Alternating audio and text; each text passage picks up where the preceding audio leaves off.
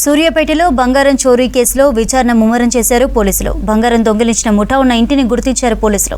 ఉత్తరప్రదేశ్కు చెందిన ముఠా జనం మధ్యలో ఉంటూ రెక్కి నిర్వహిస్తున్నట్లుగా నిర్ధారించారు. బంగారం షాప్కి 100 మీటర్ల దూరంలో ఉన్న ఓ పాత ఇంట్లో 5 వ్యక్తులు 2 నెలలుగా నివాసం ఉన్నట్లుగా గుర్తించారు. యూపీ ముఠా ఉన్న ఇంటిని తనిఖీలు చేశారు పోలీసులు.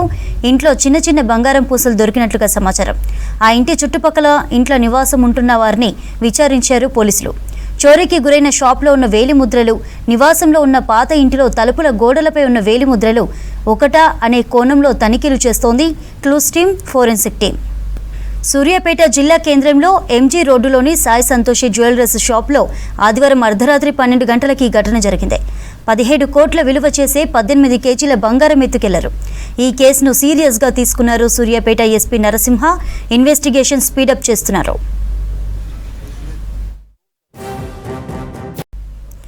దీనికి సంబంధించి అప్డేట్స్ అందించడానికి శేఖర్ ఫోన్ లైన్లో సిద్ధంగా ఉన్నారు.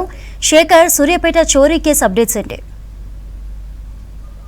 జిల్లాలో సాయి సంతోష్ని జ్యువెలరీ షాప్ లోని భారీ దొంగతనం జరిగింది. 17 కోట్ల విలువ చేసే 18 కేజీల బంగారాన్ని దొంగతనం చేసినట్లు గుర్తించారు. ఆ దొంగలకు సంబంధించి 5 టీములుగా విడిపోయి పోలీసులు పూర్తిగా దర్యాప్తు కొనసాగిస్తున్నారు. ఈ కేసుని జిల్లా ఎస్పీ నరసింహన్ చాలా సీరియస్ గా తీసుకున్నారు. ఇన్వెస్టిగేషన్ ని కూడా స్పీడప్ చేశారు. ఇప్పటికే ఆ కేసుకు సంబంధించిన ఆధారాలను సేకరించే పనిలో టీం పనిచేస్తుంది, పోలీస్ టీం. అయితే సూర్యాపేటకు ఎక్కడైతే దొంగతనం జరిగిందో టౌన్ లో దానికి దరిదాపులోనే ఒక పాత ఇంటిని గుర్తించారు. అక్కడే యూపీకి సంబంధించిన ఒక 5 ఉండేవాళ్ళు. వాళ్ళకి సంబంధించిన ఆనవాళ్లే ఎక్కడైతే సీసీ కెమెరాలు వీటన్నిటిని పరిశీలిస్తుంటే వాళ్ళకి సంబంధించిన ఆనవాళ్లే కనిపించాయి. దాంతో కేసుని స్పీడప్ చేశారు. వాళ్ళని పట్టుకునే ప్రయత్నంలోనే సూర్యాపేట పోలీసులు ఉన్నారు. ఆ టీం కూడా పనిచేస్తుంది. జనం మధ్యలో వీళ్ళంతా కూడా రెక్కి నిర్వహించారు గత కొన్ని రోజులుగా. ఆ రెక్కి నిర్వహించిన విజువల్స్ ని, అదేవిధంగా వీడియోకు సంబంధించిన అన్నిటిని కూడా సేకరించారు పోలీసులు. వాళ్ళు ఎక్కడైతే నివాసం ఉన్నారో ఆ ఇంటికి సంబంధించిన వాళ్ళ వేలిముద్రలను సేకరించే పనిలో టీం పనిచేస్తూ ఉన్నది.